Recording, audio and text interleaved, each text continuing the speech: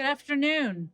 My name is Maura Policelli, and I'm the Executive Director of the Keough School of Global Affairs, Washington, D.C. office. It's a pleasure to have you all here today, and to those of you who are on the webinar, welcome. The Donald R. Keough School of Global Affairs is the newest school at Notre Dame in nearly a century. In keeping with Notre Dame's mission to place scholarship in service to the common good, the Keough School advances integral human development through research, policy, and practice, transformative graduate and undergraduate programs, and partnerships for global development. By building long-term partnerships within the academy, business, government, and civil society, we integrate disciplines and best practices to identify solutions that are responsive to the interconnected nature of global challenges, including environmental degradation and climate change. Our Washington office here serves as a nexus, a platform for the Keough School's global policy engagement. Thus, today's event is a perfect example of how our Dean, Scott Appleby, envisioned our role. Thank you to the Marine Institute Ireland and the EU Commission for this opportunity. We are thrilled that Professor Jennifer Tank, the director of the University of Notre Dame's Environmental Change Initiative, could participate. She is professor of biological sciences at Notre Dame. Her work is deeply committed to interdisciplinarity, translational research that includes outreach to a broad community of policymakers, NGOs, and government agencies. Now, I have the sincere pleasure of handing things over to our Master of Ceremonies and moderator for today's conversation, Dr. Peter Hefferman. He has many titles, affiliations, accomplishments, and awards, and I only have time to mention a few. They include he is a member of the Royal Irish Academy, special advisor of board of directors for Oceano Azul Foundation in Portugal, member of the European Union's Mission Board for Healthy Ocean Seas, Coastal and Inland Waters. He's, of course, the former CEO of Marine Institute Ireland, Ireland's national agency for marine research and development. He retired from the Institute recently, and he had many successes there in nearly 3 decades of work. Among his many achievements in this capacity, Peter inspired the creation of the Atlantic Ocean Research Alliance and the signing of the Galway Statement on Atlantic Ocean cooperation between Canada, the European Union, and the United States in 2013. As most, if not all of you know, yesterday, the National Oceanic and Atmospheric Administration and U.S. Department of State hosted the ministerial event, which featured the signing of the All-Atlantic Ocean Research and Innovation Alliance Declaration. Thus, Peter's legacy is very much a living one, evolving right before our eyes, and I'm thrilled to hand things over to Peter. Please welcome him.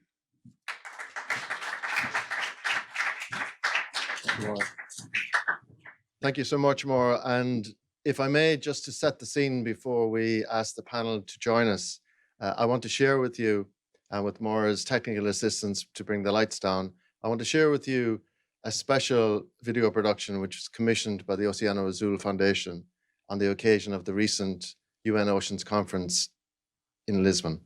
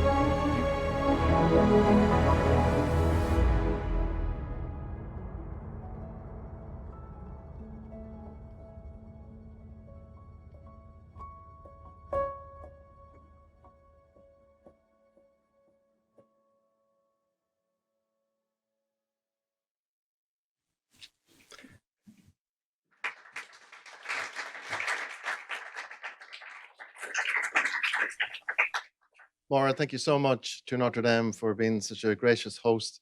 And if may I invite the panelists to join me here on the podium.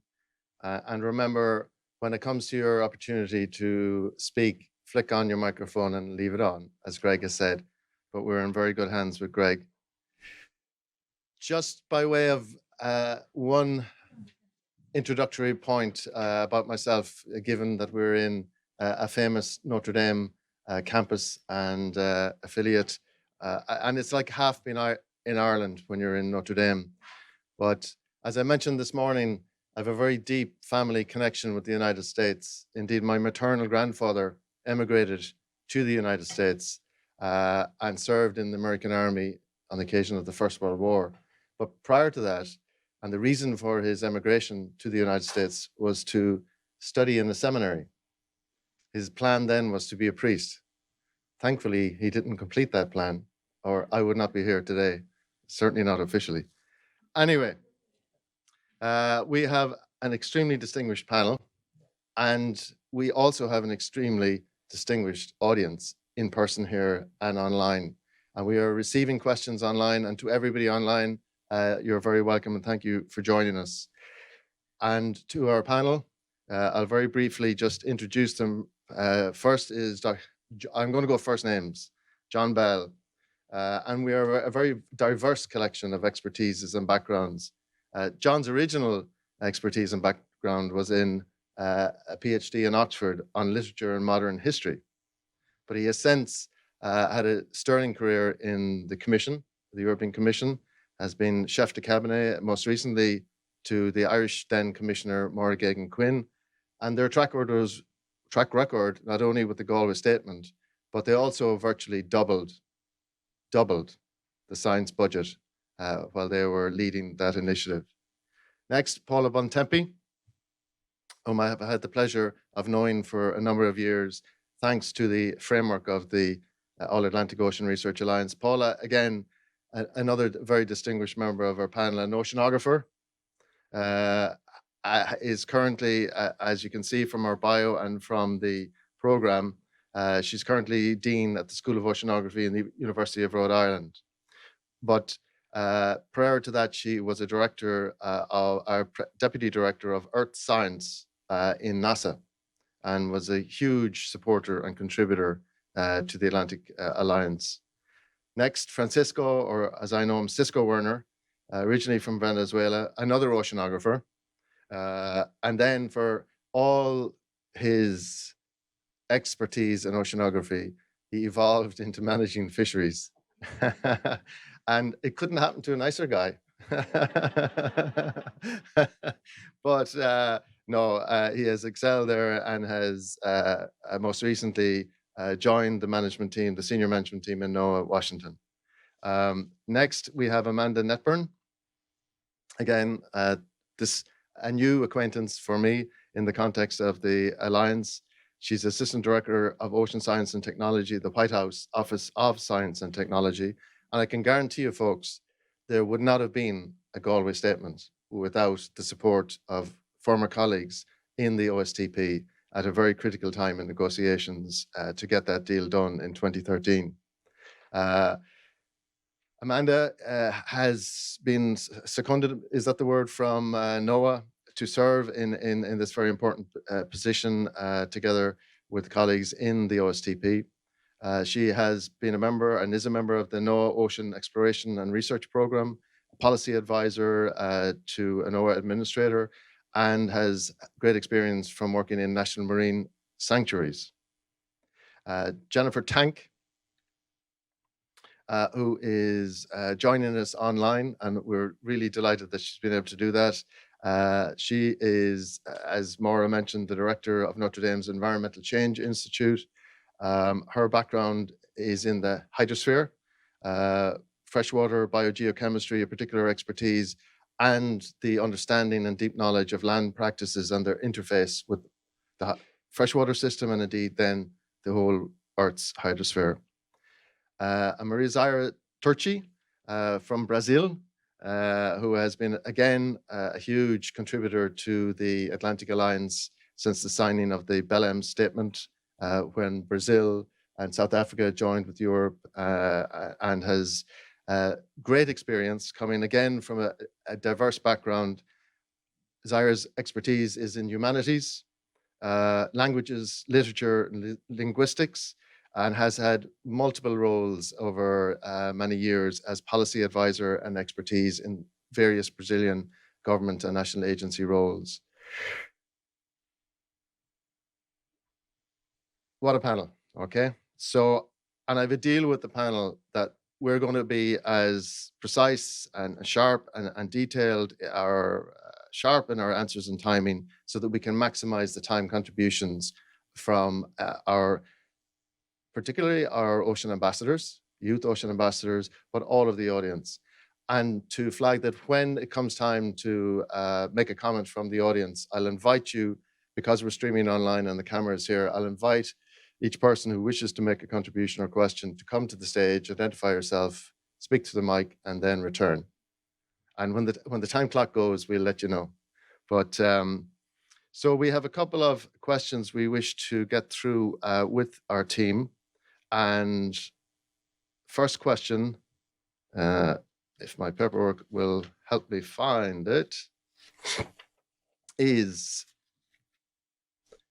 and I will ask John Bell and in the sequence across to start contributions on this.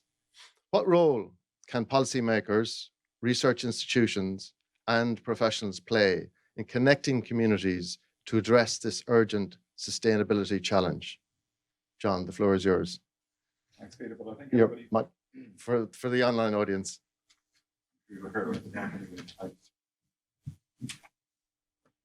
No? Okay. So we're in this extraordinary moment. Our civilization, we know the dilemma that we face. We're running out of time, but not ideas. And science and research innovation is represented in different ways here, has a new responsibility not to be a spectator, but a navigator that sets the direction. For policymakers, and I'm in that interface role where we created the Horizon Europe is the biggest publicly funded research innovation program in the world, have a specific responsibility, first of all, to commission great sciences, that science is what will transform what is possible, to convene communities in different ways. It could be a scientific community, an innovation, a finance, a business community, or the political community. But now increasingly, it is the community of citizens who are depending on authoritative, locally usable science to help them make decisions which will be fundamental about the way we live in communities. And also, I think a particular responsibility of policymakers is to take the risks that other actors in society can't take, and take the hits for parts of the economy that it can't take. So a lot of the things that have to happen are going to be long-term. There may well be failures along the way, and that's part of our responsibility. Part of what we have to do when you're faced, as the founder of the European Union, Jean Monnet, said, with an impossible set of problems, you have to change the context. And that's basically what we're here to do. Thank you, John. Paula. Okay, so how to follow that? First of all, thank you for the invitation to be here today. I'm so inspired and can't wait for the Q&A. I think about this question a couple of ways. I come from the research side of the house, and we did not get here overnight, and we are not going to solve our challenges in one day, right? The other thing is we all have a role to play in the solution, whether we come from a research institution, philanthropy, business, whatever it is, the government.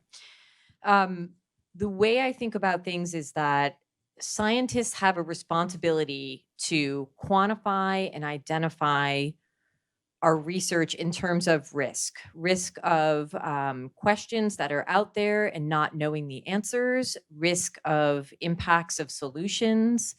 And we have a responsibility to feed that information into managers, policymakers, decision makers. Their job is to decide on the political side, in my mind, how much risk we're willing to tolerate before we actually make a decision to change something, make a decision to implement something. And I agree with the previous speaker, this is going to work or it's not. And we have to be prepared to acknowledge that we're going to fail. Now, I come from NASA, where we calculate risk and we understand failure, okay? And we know that we learn from that part of the process, and that gives us the opportunity to build on it. And so, I'm excited about the ideas that are going to come forward to address some of the challenges we have in the ocean and in our Earth system. And I'm excited for what those next steps are. And all of that information needs to feed into what I would call informed decision making. It's that science for management and policy. And we have a real obligation to bridge the innovation and the opportunity that come with all aspects of that kind of approach. Thank you, Paula. Cisco. Indeed, hard to follow John and Paula. But in thinking about the question is, how do you, let's see, I was trying to write it down, the role of policymakers, research institutions, professionals in connecting communities. And as I was thinking about it, I would almost ask the question differently. And I say this because, like Peter said, I'm an oceanographer. And when we studied oceanography, we studied it as a separate system from the atmospheric system, as a separate system from the land system, and so on. And we've learned over time, and Paula alluded to the Earth system, as now our understanding has evolved, that we know that all of these pieces are interconnected. And in particular, they're interconnected with the human part of the system. And we wouldn't probably be having this conversation were it not for humans. We're the ones, even the movie showed, that are impacting the ocean and so on. And so I think that the question should be, how do we all connect, not policymakers, scientists, professionals, and communities, or two communities, and communities. And I think that this is something that we have to change in terms of when we ask the question, everybody has to be at the table. Everybody has to understand what the various viewpoints are, what the various limitations are, constraints might be. And I think that I would, in some ways, turn the question on its head and say, why, when do we start approaching this problem as an Earth system problem where humans are part of the Earth system? And so I think that there's an important role in terms of how we evolve that conversation. So it's not a linear conversation that goes from A to B to C, but it's an integrated conversation from the beginning. And I'll just say one more thing. Sometimes we do assessments, right? And we do assessments implying that we're going to find out what we did wrong. I think one of the things that we should do is stop doing assessments and try to do things right from the beginning, right? And so rather than saying, what should we have done differently so that this would not have happened to the community or something, why didn't we have that conversation altogether from the beginning? So I think it's a hugely important question. And I think that all of us, I think, are evolving towards that Earth system or that integrated view of how we should be thinking about our actions, about what we do, and the implications of them. Thank you. Thanks. Before I get started, I just want to say again how wonderful this week has been. It's been such a long time since, I spent a week with people who the first day were new faces, and by the end of the week feel like friends and colleagues and people I know I'll see down the road. And it's been a long time, and it's really, really wonderful to meet all of you and participate in this. So just thank you to everyone here for that. So, my perspective is obviously very much on the policymaker side. So I'll speak to that, though we'll touch on kind of also the role of research institutions and others. But I wanted to kind of first start with, well, why should we be engaging with communities, right? The question kind of assumes we should. And as a policymaker, engaging with communities can be really hard.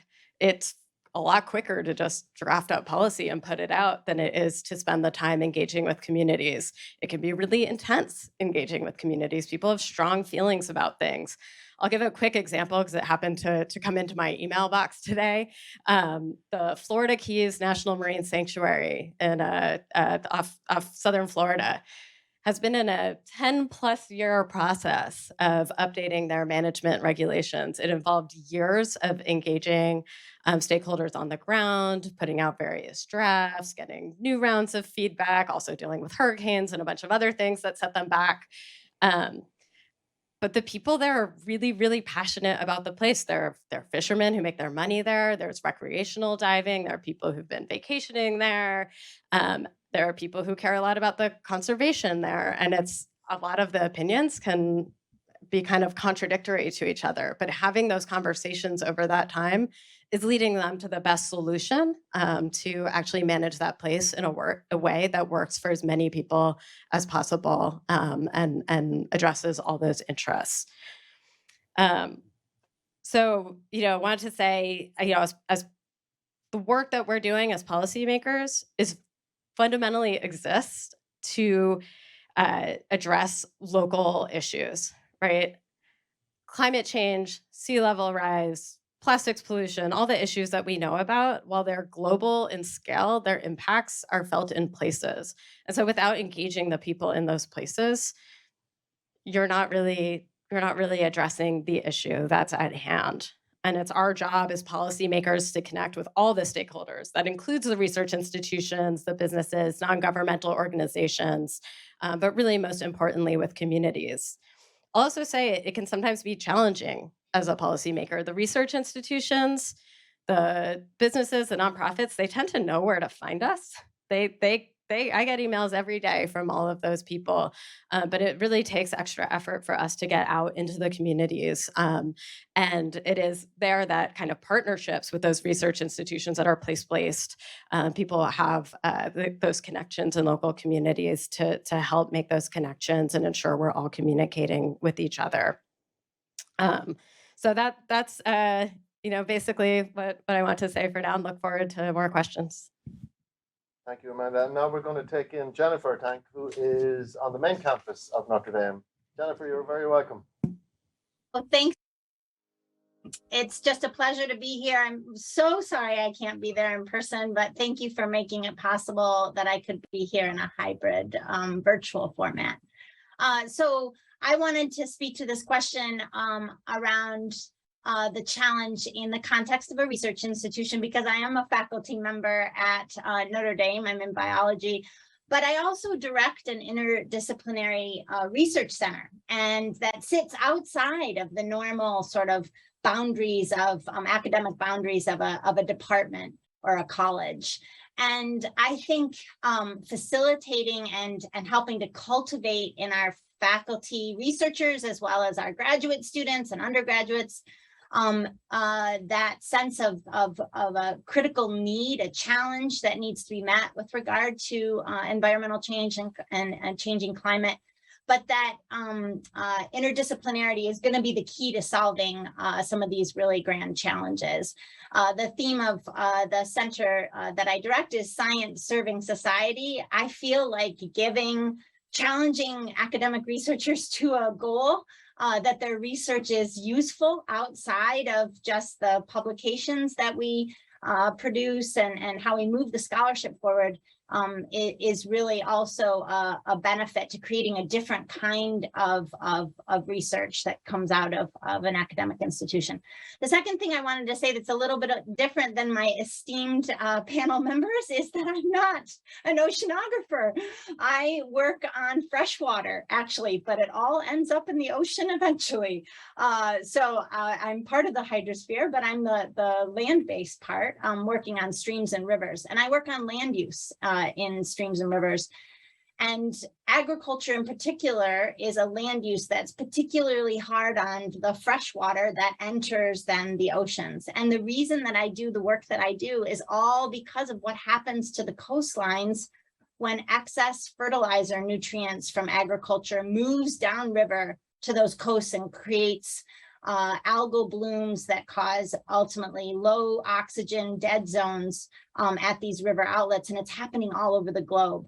So I just wanted to make that point, that the challenge is not only about the oceans themselves, but also the connectivity of the land to our oceans, and that what we do on the landscape, even thousands of miles upstream from that river outlet, is absolutely critical. And our research can help us be a little softer on the land to ultimately help the oceans. And then finally, translational approaches are going to be critical. If we don't co-produce the knowledge, it's not going to be that research institutions decide what the answer is and then funnel it out, right? That's that one-way directional, that just doesn't work.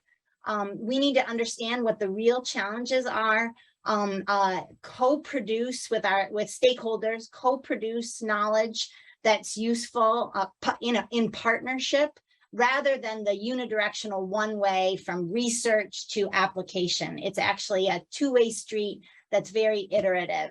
And so training our youngest scholars, our students, to commit to a translational approach, I think is really going to be the way that we make actionable data available to policymakers and managers, that it's going to be critical in order to meet the challenge. So thanks for letting me take a stab after all the other esteemed panel members have gone before me.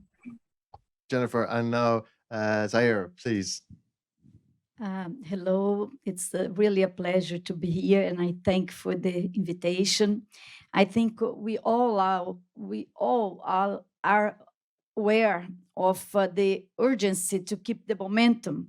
Climate change and all its consequences and environmental scale remind us on a daily basis that we don't have time to lose. We need to act rapidly and collectively and put in place policies which are capable of offering opportunities and generating impacts, also in addressing their sustainability, the continuous support which is needed, and new ambitions to reach, making change happen. Policymakers and research institutions are already connected through the numerous policies and programs put in place. This can certainly be improved, increasing investments in science, and this is part of our mission and inspire the efforts we spend. This also can be improved, bringing researchers, students closer to policy and increasing cooperation networks among the excellent research institutions gathered in the community that the Alliance is building. Greater and wider mobility schemes and networks can be a facilitating factor in this perspective and could be majorly exploited, focusing on the priorities now reaffirmed in the new declaration. Increasing the involvement of researchers is crucial, but it's not enough. At the same time, science needs to get closer to societies. It's always important to repeat what I've already said, but I want to repeat. And we need to seek ways to majorly bring together our scientific and local and traditional communities. This leads us to the necessity of creating and implementing new modalities to increase inclusiveness, to foster social innovation, to focus the human potential, which is the most transformative instrument we have. Ocean literacy, blue schools, initiatives which increase the engagement and protagonism of youth are excellent examples of this approach, which we need to widen and diversify, reaching out to a wider variety of groups, including vulnerable ones. That's why I'm wearing a necklace made by a tribe, indigenous tribe, a Picachana of the north of Brazil. We have to be really together and consider all the vulnerable ones. Awareness raising is fundamental in order to achieve this at all levels, not only at the scientific one. New ways of communicating scientific concepts and finding is much needed. Investing in outreach activities. Communities need to feel that they are actors of the process, and to do so, building capacities in the most effective solution, because it can build a sense of belonging, which is truly effective and transformative, if also coupled with knowledge. Knowledge also needs to be seen as a two-way lane. Policymakers and scientists also need to learn from communities. Traditional knowledge should be valued, shared, and capitalized. This is possible if the population is effectively involved in the actions promoted by policymakers and in the academic domain. The importance of the planet, its inland waters, its coastlines, ocean, biodiversity, ecosystems are spheres where communities have much knowledge to share, but also a lot to learn from. Thank you so much. And thank you all at the panel. It's always harder to prepare short, precise contributions. And the panel have been brilliant at getting us to our first milestone in this engagement, where now we have met our target to have 20 minutes for open communications, a comment, a question, a reaction, or anything from the panel. So who's going to dive in? And I'm particularly looking at first at our Youth Ocean ambassadors. Please take the podium, introduce yourself, and go for it. Thank you. Welcome. No, hi, my name is Raquel Silva. I'm the Youth Ambassador from Portugal.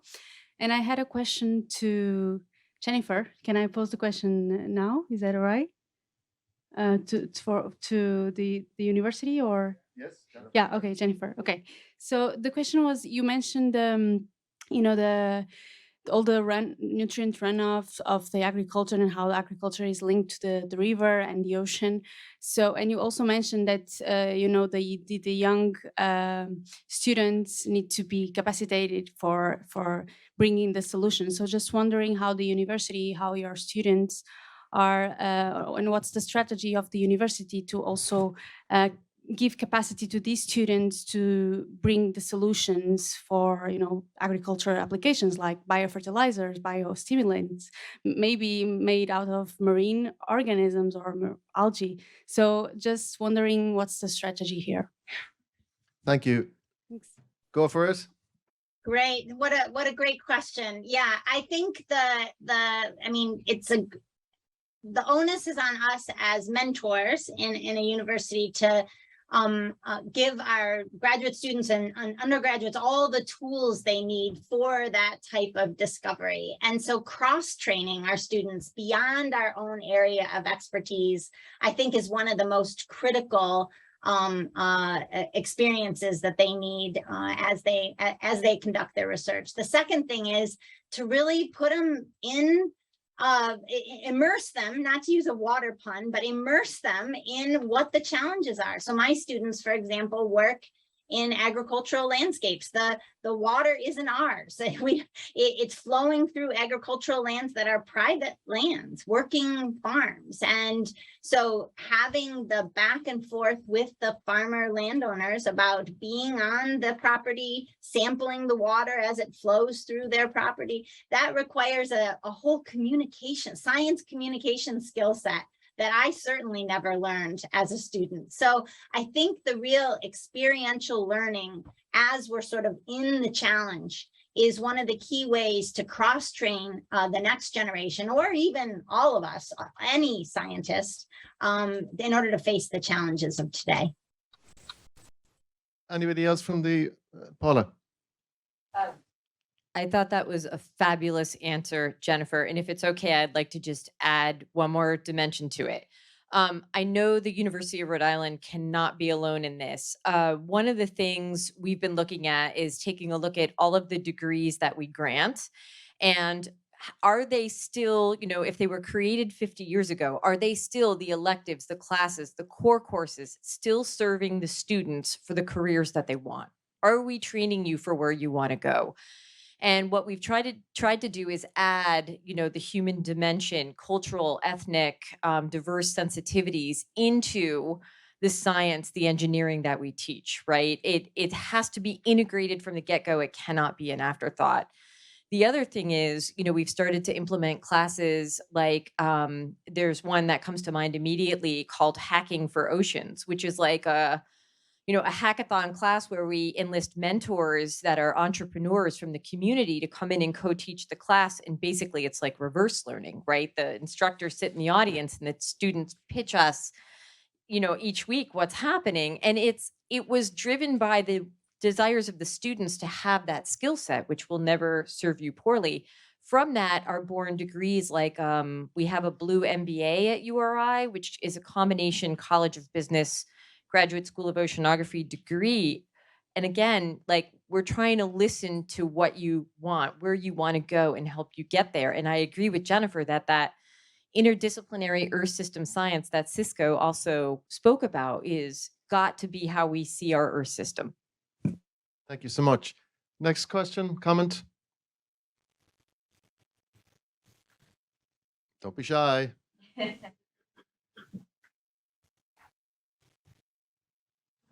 Welcome.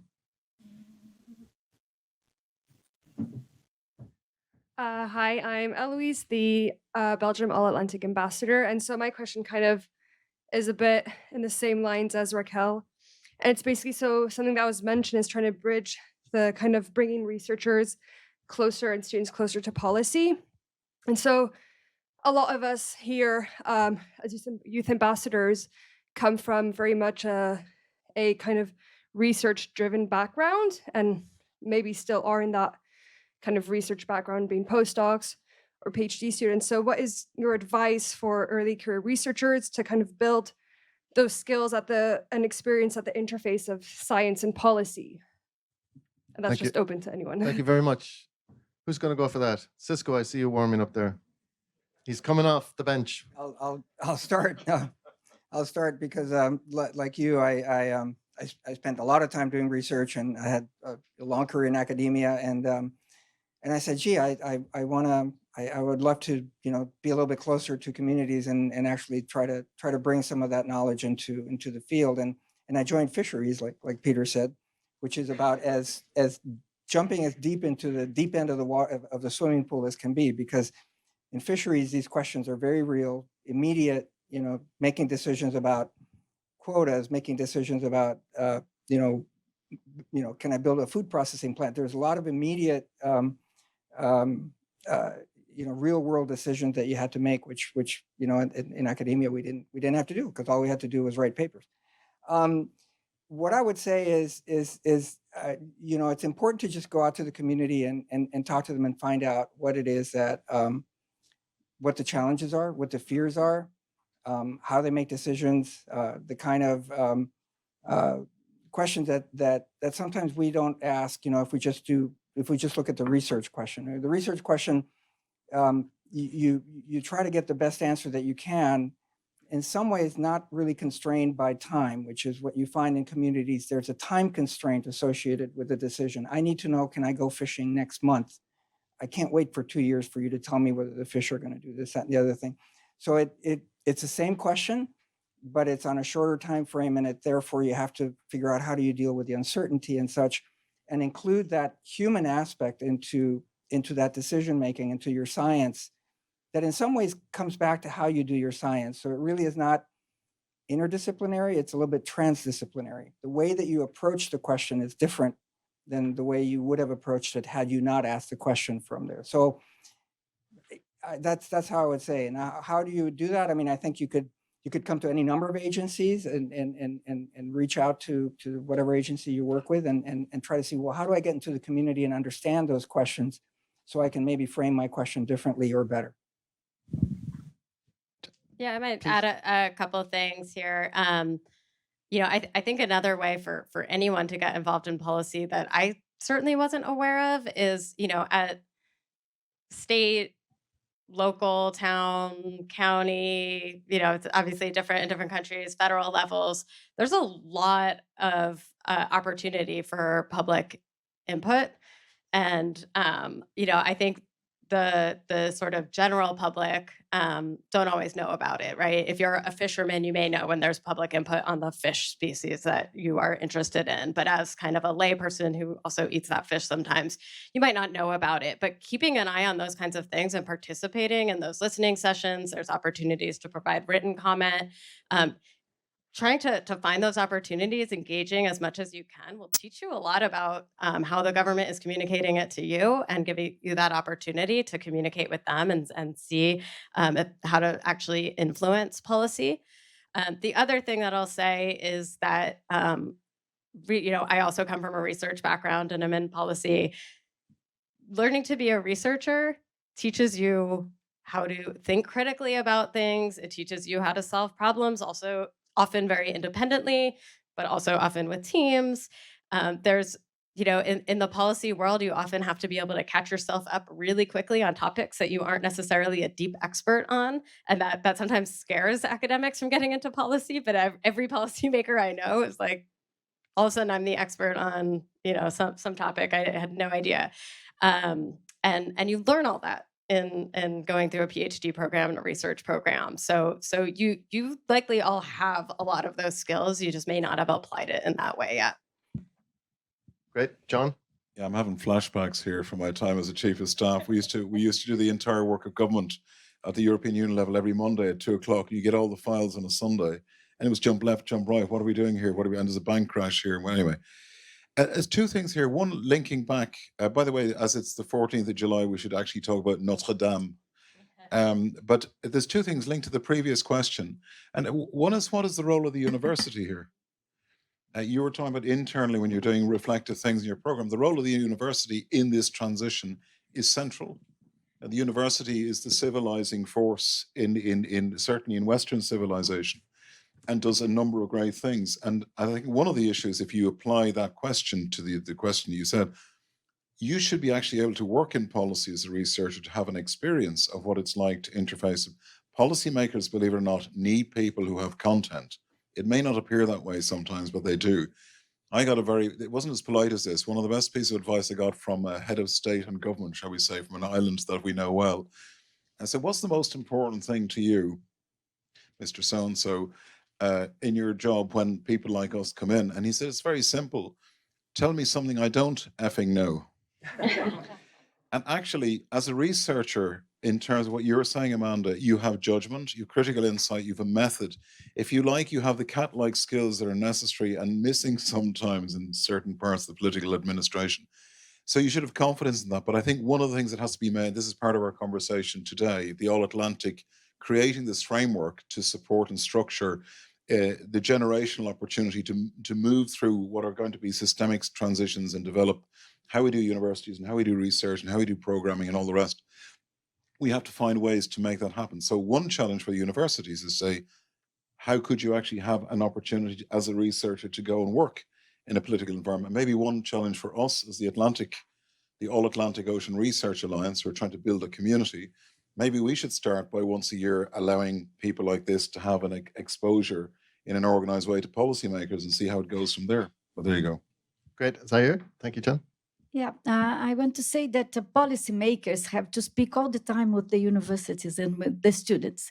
I think the way from you to look at how policymakers prepare things, but I think the dialogue has really to be very straightened. And we have to listen the scientific community, we have to listen the senior scientists and also the young scientists. I think in this way we really can design together. We have to design together policies that respond for the demands, scientific demands, social demands. So this is really very important. Thank you. We have about 7 minutes left for comments and questions. So I'm warming you up, guys. Come on. Okay, I know this lad. Hi, I'm Gary Kett, All Atlantic Ocean Youth Ambassador for Ireland. Thank you all for your very thought-provoking comments. Really interested in this science policy community interface, and what I've noticed from my own background also in fisheries and those communities and talking with them and learning a lot from them as well, is that there's often a lot of mistrust, and confusion, I suppose. And as researchers, we do try to communicate better, but it's not always very effective. I suppose that's true for the policy research side as well. There's researchers who don't trust what's coming from that side, and communities often don't trust either. Sometimes I find. Would you have any suggestions on what we can do to strengthen the bonds between those groups, between researchers, policymakers, and communities, and to build that level of trust that we need? Kind of, I like to say, being co-designed is very important. Having communities in on the ground level, but even still getting them in there, we need to kind of do a better job of making people feel included and heard and listened to, and that it's their needs that are being responded to in the policy and research. So do you have any suggestions on that? Thank you. While Cisco's thinking about it, I'll share with you an anecdote from a mentor of mine. And it was, if you want to reach fishermen, you want to work with fishermen, you got to meet them at their place. You got to go to them. You've got to build trust. You've got to build street cred, and you got to work at that. Cisco. Absolutely right. I mean, that's absolutely right. I mean, you do have to go and meet with them. In the United States, we have what are called fishery management councils, and these are imposed by legal statute. The Magnuson-Stevens Act says that there are these 8 fishery management councils that are distributed around the country, and they're made up of appointed members, by the governors, by the states, et cetera. And they're a horribly complicated system, but it works wonderfully. I mean, it's absolutely, the way where you actually have a very deliberate conversation from every single point to try to explain at every step what it is that you're doing. And that decision in the end that is really made by the councils that are, many of them are members of that fishing community, understand why that decision was made. And I think it goes to the point that everybody was making. You have to co-produce that knowledge, co-produce the decision. It can't be an externally imposed decision. It just doesn't make sense to work that way. And so I think building on these systems where you are at the table together from the beginning is a way to do it. And I won't go too long, but for those, somebody said that, what do you do in math and with mathematics in the ocean? There's formal methods of making decisions called management strategy evaluations, which are very, very complicated ways of actually including all of these different decisions and options. What if? How do you design a what if set of questions and evaluate the possible scenarios that might come up? But again, with everybody at the table at the beginning, understanding what the people's options or what the community's options are, what they're willing to give up, what they might not be willing to give up. And in the end, it does come back. You have to just go to either invite the people to you or you go to them, but it's that co-production and co-decision making that ultimately is a way that we have to go forward. Thank you, Cisco. And Jennifer, just to say to you, you're behind me on screen here, so I can't actually see you, and you could be waving very nicely I at me. was and waving a little. It's okay. Just jump in. We'll understand. Thank you. We'll make space for you. And while I have it, I've got one live question coming in online and one that had been received Peter, could earlier. Peter, Yes, could I just Jennifer. jump in just one quick thing about the last question? Because I feel like I have something to say on that one. About synergizing with the issue of co-production and going to them, to make those connections. It really is all about relationships. What I didn't realize about this type of work, this translational work, it is about relationships first and trust building. And figuring out what the common currency we have for the work that I've done with farmers, which again, it's a lot of trust needs to be built. It turns out they love data and experiments as much as anybody else. So sharing data turned out to be our magic sauce. It doesn't have to be published. It doesn't have to be peer reviewed. They want to see it as we gather it. And it turned out that data were our, the graphs, the figures, the preliminary data, those were our common currency that created the trust that allowed us to sort of deal with a contentious issue like nutrient runoff. So I just wanted to share that. Thanks. Sorry to interrupt.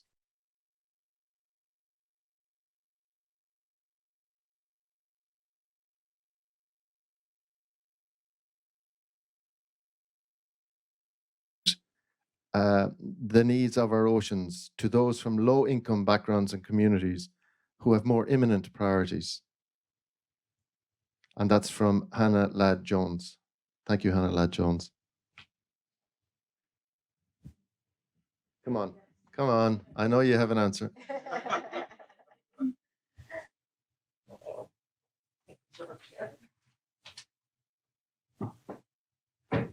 And my shortness. Hello, everybody. Can you hear me clearly? Tano Mazomba from South Africa, one of the Ocean Youth Ambassadors. Communication. I think earlier we had a really discussion around this with the panel from this morning. And I reiterate that, communication is a two-way street in the sense that is, you are sharing information, but you're also there to unlearn and learn from one another. And I think to Amanda's point earlier, and that's saying that people have really strong feelings, but these feelings are so strong because a lot of people are marginalized and they've been marginalized for so long that you have to continue to let that space breathe. And that takes time. Of course, now these issues are pressing and we need to do it now, but we cannot forsake that and sort of sacrifice that for the imminence of the problem as well. We have to find ways to simultaneously address these issues. I believe that, when you spend the time with community and listening, I find that, under-resourced communities have always been sustainable. In South Africa, I love, when we stop at the traffic lights and we see artwork that's been made from recycled cans and tires and really beautiful pieces of art. And that's circular economy. I mean, now we've slapped a term on it, but that's been going on forever. And, we reuse things all the time. And that's things that we can learn if we took the time to listen. But now we've slapped all these trendy terms on, and now you need to, pay an exuberant amount of money to, buy like a weird bag to do your shopping in. And people have been doing this for forever. People have been making bags from hide skins for forever. So I think that sustainability has always been within us. And one of my favorite quotes and African proverbs that I sort of guide myself with is that, our ancestors, all our ancestors used to say that the wealth of the community is a direct reflection of the health of its surrounding environment. And that's been known for years, forever. And we just need to go back to that and create spaces to have these things be voiced.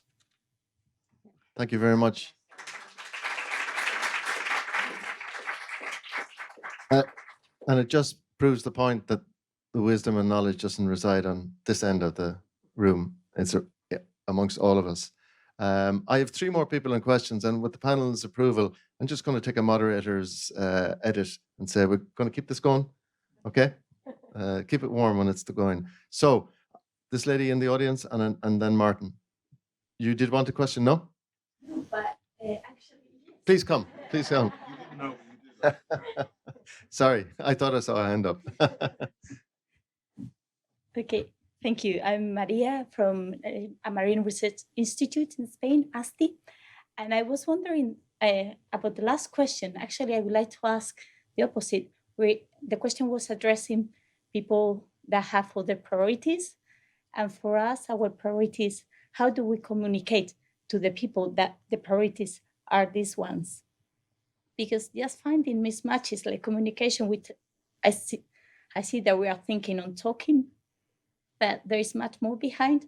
We have how we act, and this mismatch on having this amazing alliance, and then having so much plastic in the food we were consuming, no, these days.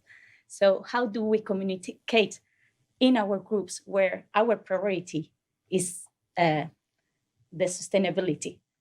Thank you. Thank you. Anybody on the panel want to jump in on that? Paula.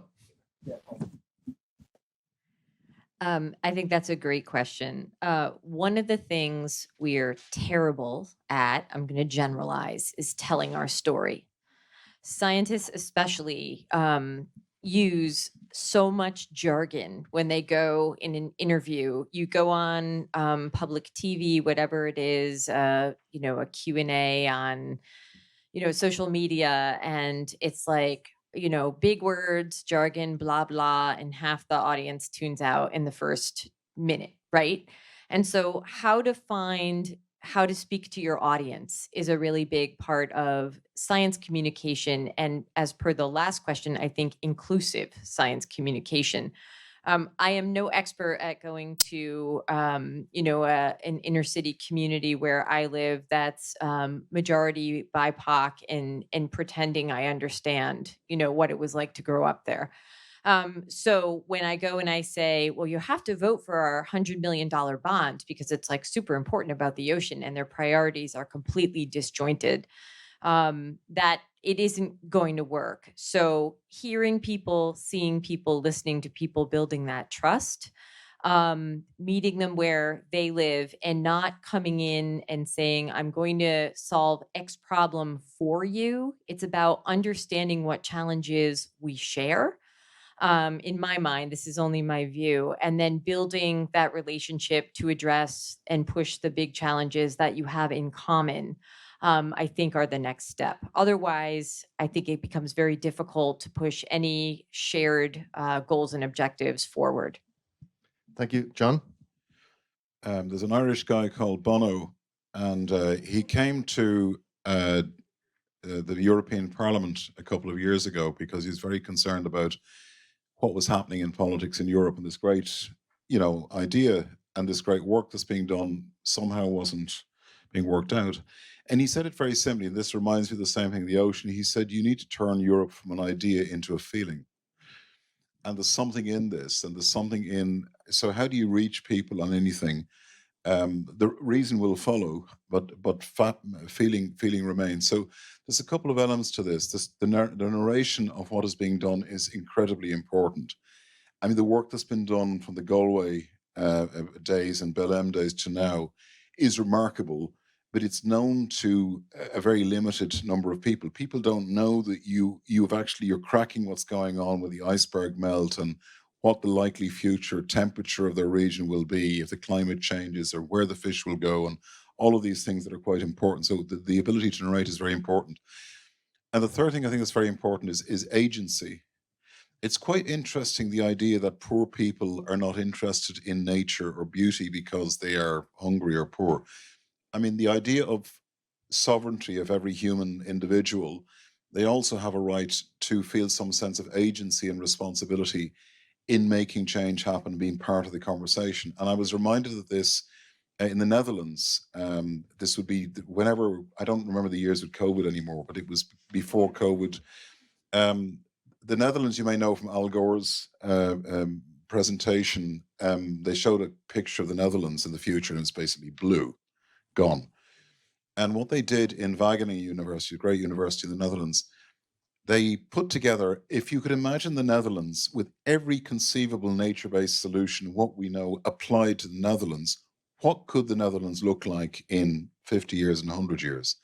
And they printed it on the newspaper, the most populous newspaper in the Netherlands, on New Year's Day, when everybody's a little bit the worse for wear, and most people read a newspaper.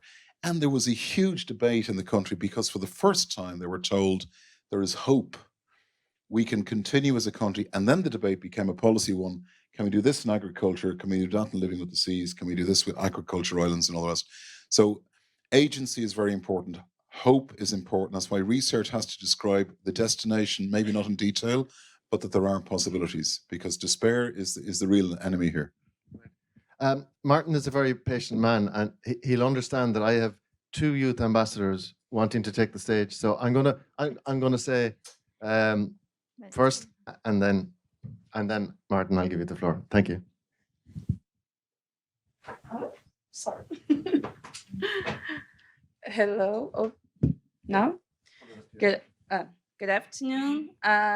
So I'm Raqueline Monteiro. I'm a oceanographer and also a youth ambassador from Brazil. And that we have been working with to communication, mainly with traditional communities on Amazon coast. And we have been a good experience there. And in the first moment, I was working with empowerment of these communities, focused on youth, because the ocean, the Atlantic Ocean, the influence of Atlantic Ocean in this part of the coast of Brazil, it's really different. Our ocean, it's not blue, it's not transparent.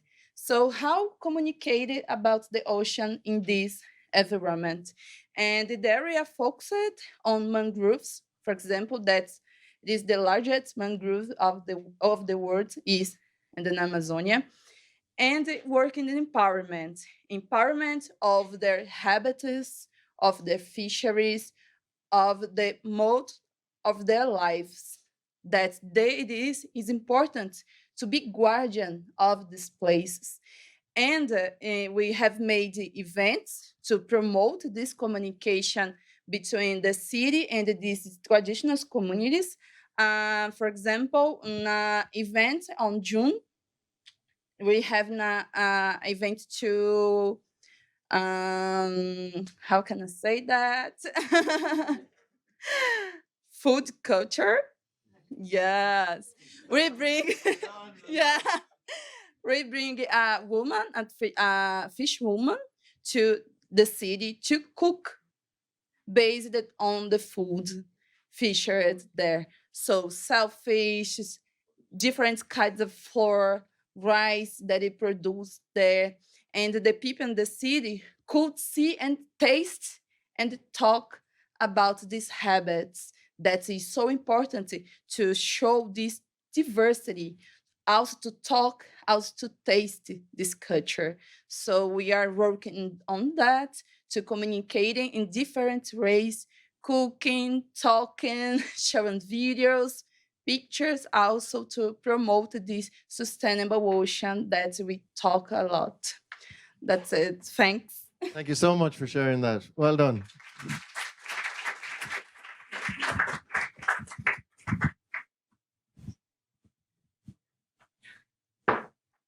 Hi, I'm Jillian, and I'm one of the Atlantic Ocean Youth Ambassadors for Canada. I have a question on my phone, so that's why I'm looking at it. So with our summer school program, we've been exposed to a lot of different training opportunities, especially our cohort started at the end of 2019. And so we did a lot of virtual things. We've had monthly meetings virtually for like the past 18 months. But we were given a lot of opportunities, early career ocean professionals, conferences and other different forums that we could attend. But kind of coming back to that policy side of it, is that something that maybe the All Atlantic Alliance would be willing to, make a commitment to do some kind of training, like with maybe not our cohort because we'll be ending soon, but cohorts in the future, so that they can be kind of exposed to that side of it as well, because we're coming from all different ranges of education, or people are still in the midst of their education trying to figure out if they want to continue in research or go into something else. So we're just curious if that's something that could be looked into for the future, just kind of having some experience and seeing that side of it. Thank you very much. I know a young man here who would answer that. Not so very young. It's curious you're saying this. I was having this conversation with a great American and a great, he's former member of NOAA last night, Craig McLean. The question is, yes, we need to do this and other people need to do it, but we should take a start. I think one of the things that would be very good for us, because this week has been, I don't know about the rest of you, it's been remarkable to be working through with you in this, in so many different ways. I think we should do something, we should start with us, because it's the best way to do things. I'm certainly willing to commit, I'm sure a lot of my colleagues are, if we can find time and place. And I think actually the place-based intensity the last few days is something about being together, that maybe we should do some kind of version of a summer school in an actual place. We try it next year. We see who we can get to turn up, do it in a more organized way. I think it's very important to hear from you. What do you need? Like what works for you? Like what we think might be relevant or useful may not necessarily be that. I'm sure there's a lot of public, senior people who are, who would take the time if they knew to have an opportunity to maybe throw the ball back to you, design it for us. And we will, build it and we'll come. Brilliant. Martin, and then I have a young lady who wants to come in.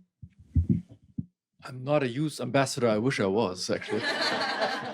You can apply next year.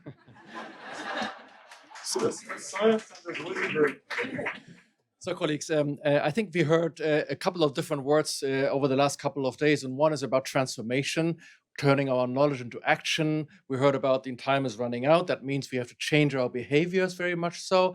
I heard from many of you, the youth ambassadors and the early careers that I also see in my university coming through. They're really interested in that agenda. But when I look at our funding cycles, when I look at universities, our system is actually geared more to the discovery science of the fundamental knowledge, which we still need. But we're adding to that this other layer of more solution orientation. You can call it engineering, whatever you want. But I think it's kind of hard to enable you guys to be successful under the reward system that was built for something else. And what I'm pleading, and I want the panel to react to, how can we get to these sort of 5-year grants? Because if you want to co-design and co-produce, you cannot do that in 2 years to start build the community. That takes more time. And the reward system maybe isn't a nature paper or science paper, but it's actually a piece of policy done or implemented or a community convinced. It's a different reward system. So how do we transform our reward system, our finance system to actually enable these actors to deliver against the agenda that we would like to see? Thank you. Thank you, Martin. Who'd like to? Go on, Paula, you jump in first. It's so funny how everybody defaults to my NASA decades. All right. So if it were up to me, and it's not, here's what I would do. I agree 1,000%, Martin, with that question, right? Our funding approach, our funding structure has not evolved with some of the goals and objectives we want to achieve in science, technology, policy, et cetera. It would be relatively easy to extend competitions to 5-year or longer, opportunities. I'm speaking only in the US system. I don't have familiarity outside of it. It would be also relatively easy to keep certain funding available for renewal continuation studies, on sufficient progress you can expand. I think it's going to be very interesting if and when in the US system we pivot towards solution-based science, technology, or engineering. It's going to take way longer than 3 years to develop something to address, I'm just going to pick something, sea level rise, coastal infrastructure, even an architectural solution, right? And put that into sort of the commercial enterprise. How much time is it going to take to commercialize a solution to actually make it worthwhile for businesses to partner, getting back to the first question, right? With government, with philanthropists. Maybe the philanthropists come in and say, I can give you a giant slug of money to address that, and there's no boundary on timeline, but then the federal government has to take it over and make it sustainable. So that dialogue has got to happen, but I think that is, it's a moment where you go, if only it were up to us to change it. Well, it is up to us to change it, right? And so we have the reins on that, and I think a little pressure would go a long way. Thank you. Cisco and then John. Yeah, I was going to jump in. First of all, I think all the questions have been remarkably insightful and very good. Even yours, Martin. That was a very good question. Even Martin was, yeah. But Martin, you actually hit on a good point, and that we were talking about co-producing and co-developing and so on, and the funding agencies. I was funded for a number of years on something that eventually that we kept saying we eventually will get to the policy question. We just need more time to do science. And I think those days should be over. I mean, I think honestly, the grant proposals, the call for proposals should be integrated from the beginning. Otherwise, we're going to say, oh, had we known what the question was that was going to be asked, we would have done the research differently. So I think maybe this is something that in the All Atlantic we can, as we move forward, as we put our call for proposals or the ideas, we have to weave that into the very beginning. And you're also right on the point that it takes time for these things to happen. And so I think how we sustain it is also part of it. So great point. Zaire, thank you, Scott. You've been waiting to come in there. Yeah, thank you. I think really many very important things are put in here for discussion. And I believe that policymakers, funding agencies, we have to find a way to innovate. We know that these aspects are important to be in our calls, to be in the evaluation process, and we have to try to innovate and try to find a way that important things to be considered. For example, communication. You talked a lot about communication. Communication is a very, very hard issue.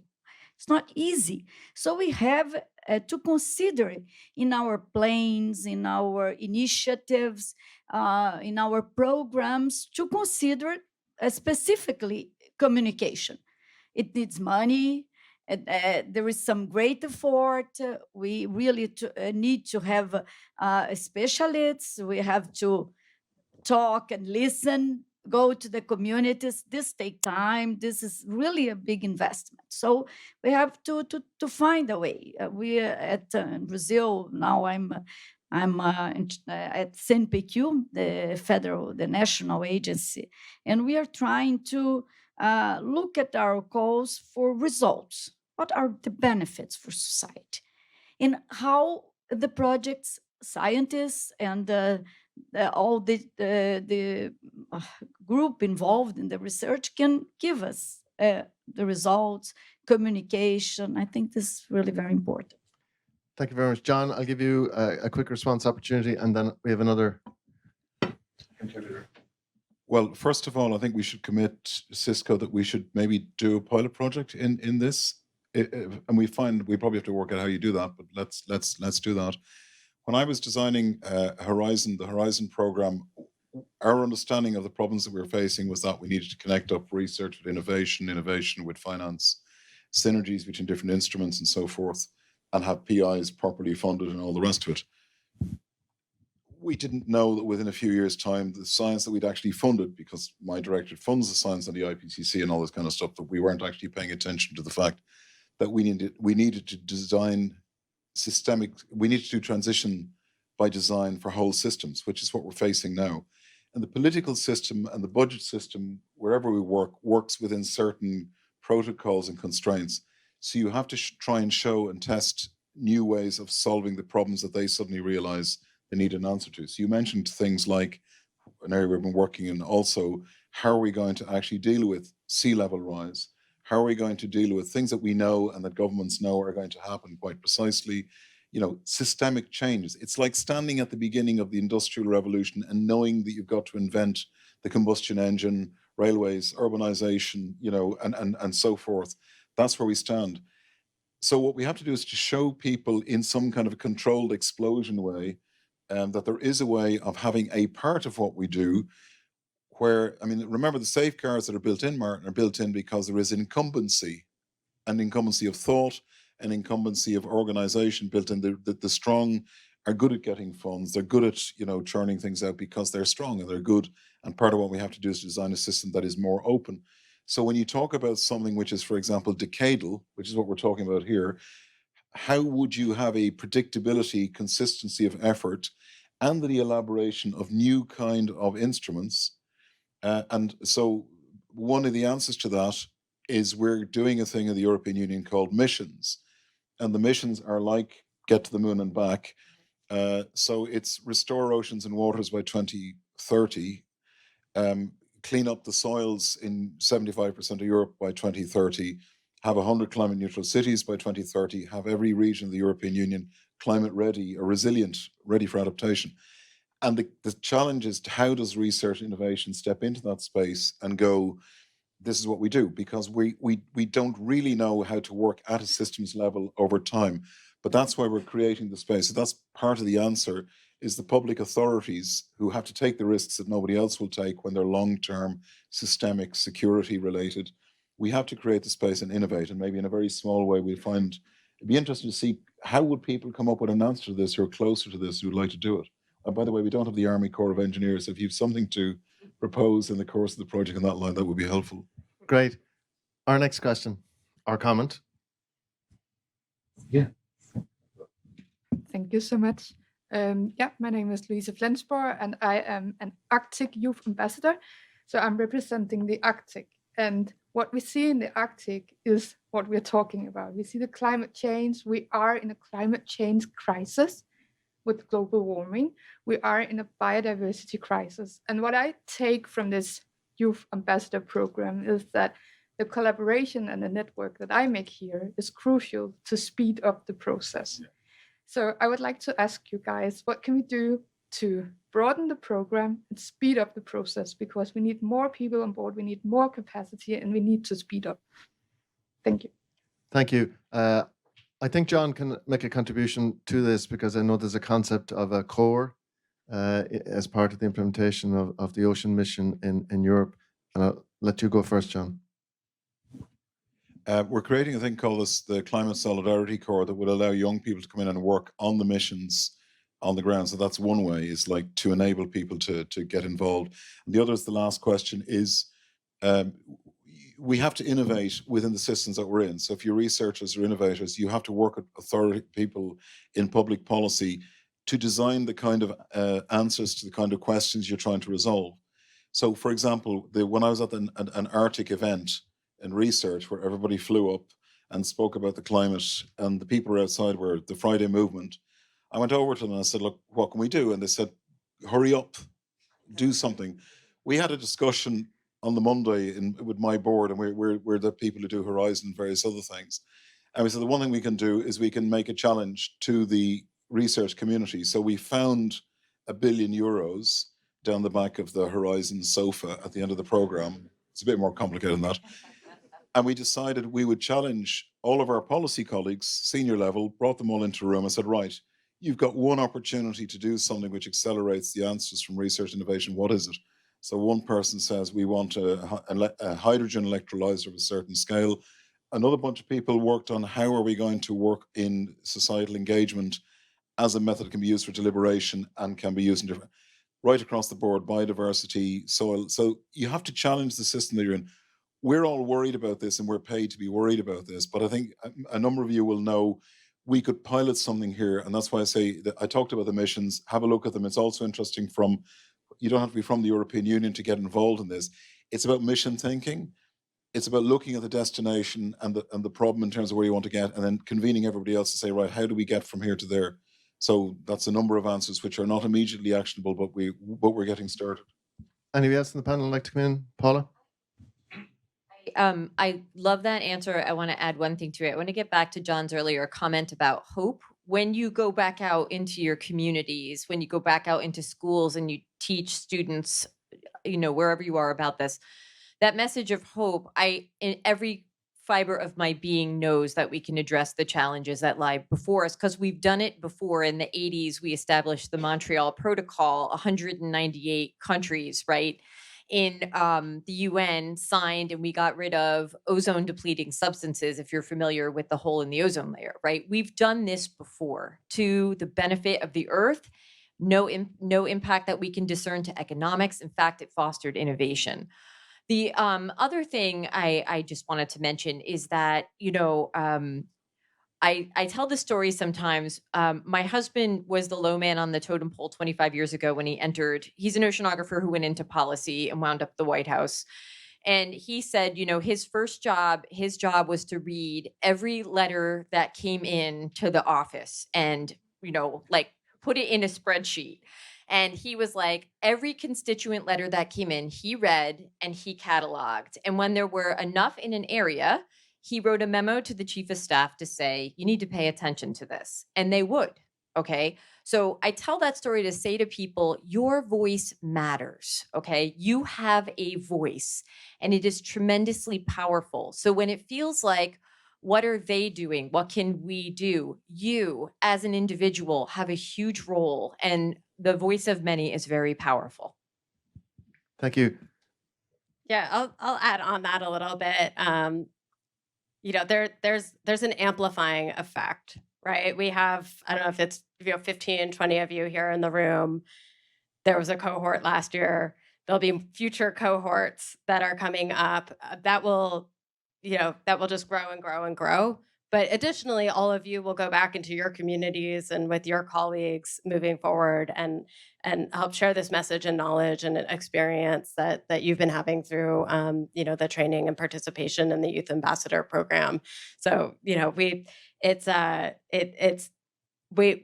can probably never actually get everyone into the room and into this one training program, but there's an amplifying effect, and I think everyone has kind of that role and duty even to kind of bring back that message and information and hope and enthusiasm that you're all bringing here today. Brilliant. Zaire? Yeah, I will repeat what I have said on Monday to the youth ambassadors. I believe that this is really a very qualified group, very stimulated, very interested in working together. It's a network really with a great potentiality. So I'm really, since Monday, I'm talking to my colleagues and I'm thinking about, and I think we should take profit on this very great network with the second cohort, and maybe keep you helping us and maintain you together. And I think this is possible if we design something that we can have them as mentoring or something, because there are not so many, and but they are very important. So we should think about this, to the continuity, and also to have this marvelous youth ambassadors on board, keeping helping us and moving together in the context of the alliance. Thank you, and I can see a lot of good body language to that comment. Now Jennifer is behind me, and I'm sure she has a contribution to make here. Jennifer, in you come. Yeah, my comment goes back a little, but I think everything that's been said, you know, in the last few minutes, so important. But I just feel this obligation to, within my own institution, to make sure that we value not only the sort of straight line research contributions like publications, etc., but elevate all these other types of contributions that fit in that translational space. Certainly schools that have a policy component have figured out how to value all sorts of contributions of scholarship. And so I feel this obligation that now, even though I'm many, many miles inland, I must do something to make sure we're supporting this type of activity for all scholars. Don't worry, Jennifer, you're a hydrospherian. You're one of us. I have another youth ambassador. And I just love it, you know. Keep working this panel hard. Don't let them off. They had a second easy question, but I much prefer these unprepared questions. Yeah, thanks so much. So I'm the Moroccan All-Atlantic Youth Ambassador. I'm Ottoman, and I'm the mathematician that have been mentioned before. So I have like a two-sided question that it might be a discussion or a question, but it feels like, first of all, when the Belém or Galway Statement started, it started with the north side of the Atlantic. Then the south side said and stated that it wanted to be joined with South Africa, Argentina, and Brazil. And it felt like I joined now recently because Morocco joined in December. And it feels like, I'm trying to persuade this, but I feel like the south side of the Atlantic needs some commitment towards how they're gonna be improved, because we lack infrastructure, we lack educational infrastructure, we lack internship or opportunities to do so within our countries. So for me, I had to go to Europe to get some kind of information or knowledge, then go back to my own country to prove it. It feels like we give more to that on our own personal time, that sometimes we feel like we are in a dark place, we don't have clarity. So as youth ambassadors, I feel like the program is wonderful with many beautiful things, but there may be more clarity to the program, more missions, more actions should be made. Because I feel like we had the All Atlantic pledges, and maybe now it's the action to make pledges toward the All Atlantic Youth Ambassadors. Maybe pledge to have a future for them, not only for us, but for the first group of youth ambassadors that were working behind us. And that the work that they did and the work that we will do shall continue towards next generations. So maybe it's time for us to make the pledge that as a youth ambassadors, we will continue working, but also to the decision makers and to the policy makers, that our work will not be left behind and they're gonna rise it up to the next generation. Thank you very much. See, it took a while to get warmed up, but boy, these guys are warmed up now. So, I'm going Cisco first. Go ahead. It rings a bell what you just said, because as Peter said, I'm originally from Venezuela. I came up to study here, and I came to study oceanography, right? And it's a very expensive science. It requires laboratories, it requires ships, it requires libraries, it requires access to information, it requires so many things that you go back home and all of a sudden you don't have it. You don't have access to the internet to download a paper. You don't have access to the internet, so I think maybe this is something that has been discussed in terms of, can something be set aside so that, and maybe this is something we can talk about later, about the matter of equity, the matter of equal access to information and so on, that I think you bring up a very good point, that when we develop these programs, whether it's All Atlantic, whether it's the UN sustainability goals, et cetera, it has to address the point that you just made. So I think it's an excellent point, and like I say, one that struck home, because I remember being exactly in that position, and I think it's still a very important one. Thank you. I'll Paula, and does John want to come in as well? Yeah, and then I'll take one more, and we'll need to bring it to a wrap. And I don't want to create a diplomatic incident, so I have a message from the UN that we need to hear, and we'll do that. Okay, I'm so glad Cisco went first, because I wanted to amplify exactly what he hit on. You in 5, 10, 15, 20 years will be in positions that you never dreamed would be accessible to you, okay? Or maybe you did, and that was your ultimate goal. You will be senior in government, you will be in charge of startups, you will be in communities that you never anticipated or dreamed about. And this is the beauty of the fact that your cohort will stay connected.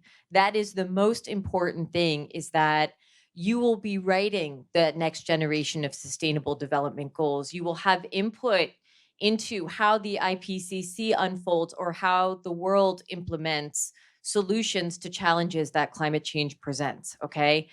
I know that's hard to believe, or maybe it isn't, but I can promise you, if you told me 25 years ago, connections I made in summer programs or programs like this would be incredibly valuable in coordinating across the globe as far as scientific solutions to major challenges, I wouldn't have believed you, but I know that's true. So community communication, staying connected, and remember the open science, open data, that is so important for the future. John? I'm just having a flashback to the fact that I was at Oxford at the same time as Boris Johnson. I hope I No, it's PTSD for any Irish person in the room. Anyway, there's the opposite to systemic transition by design. So there's a number of levels in the question, but very simply, I think Cisco's reaction is a very important one. What we're trying to do here, and I think it was Imran who said it this morning, this is a values-based community that we're trying to build here. And part of that, we have a word in the European Union that European Union uses words that nobody quite understands what they all think in their language. They did more cohesion. And so when I said this morning, we have to put the all in the all Atlantic, we have to find one or two very practical ways of doing that. So one, I think, is for what I think is hugely valuable is whatever you call it, glue money, support, coordination, scholarships, trainees, getting all the really smart organizations in the room. Maybe Martin is even willing to volunteer on this one too. But there's lots of activities and programs possible because there's some very, well-placed people to do that. To find something which is appropriate and relatively easy to operate, and we will find a way of making it happen in terms of the people who come after you, because it should be more systematic. There should be more people. There should be alumni. You should be facilitated, but then you can probably self-organize most of that on the coffee table with your PC while we're trying to work out programmatic complications. But we can do that. I think the really important point is there is no Atlantic without everybody being at a minimum level of understanding and capability. Now, that's a sovereign issue for most countries, but the great thing about science operates beyond boundaries. I've been working with programs in the Mediterranean. You were asking about Morocco, the Mediterranean. We've been running a program called Prima about water and agriculture. And the most important achievement is the trust that's been built now means that the scientists are free to go and bring science in and have funding programs. So we'll have to think about how do we do that? Because there's not a great tradition of Europeans turning up in the South and explaining how things should be done. As an Irishman, I can say this. So I think we need to work out maybe one or two very practical ways of doing that. I think somebody was saying in one of the sessions the other day, in terms of even the countries in around West Africa, a number of the countries, are not at the baseline in terms of having enough researchers or infrastructure and all the rest.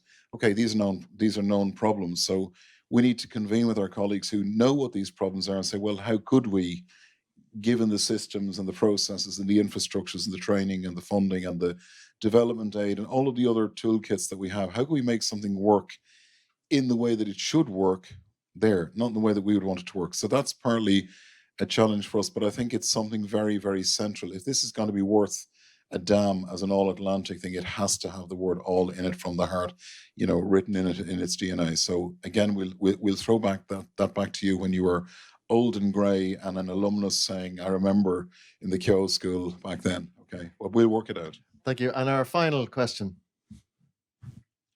Hello, so my name is Fiona Elaine Strasser, and I'm the German Youth Ambassador. And continuing with what Ottman said, we will continue our work, and I'm particularly interested about my personal situation. So I'm from the south of Germany, and I'm wondering what I can do in my community to connect to this topic. And so the big question really is, how can we connect inland communities to the big topic of the ocean and climate change? Because if I think about my neighborhood, if I literally go out in the neighborhood and speak to people about how important the ocean is with regards to climate change, I don't think many of them actually realize how much of an impact that has.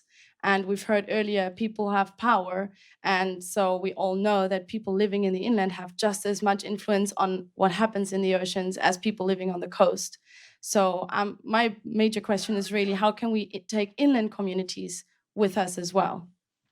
Thank you. And I know there's a lady from Notre Dame online who is just dying to come in on this one. Jennifer.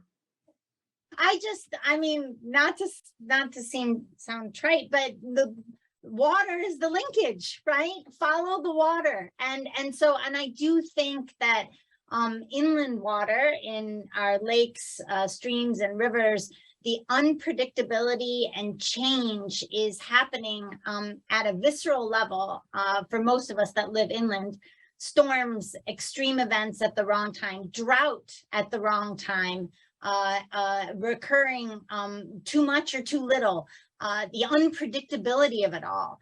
That resonates with people, and it's easy then to link inland water to the coast because all of those changes. So I think somehow in your own communities inland, making sure that that folks understand really that those linkages are made by water. And I think that does draw people in because they feel it very where they live, either too much or too little of the fresh water in that part of the water cycle is something that's very personal. Thank you. And I think I'll let that be the final word on that. Greg, if I could ask you, and to thank Greg.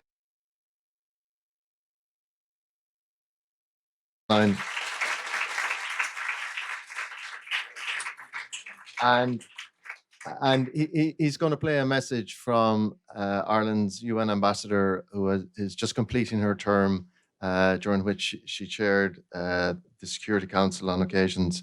But she has been an enormous friend of the Atlantic Partnership. She was there before it became a reality when she was the ambassador to the EU.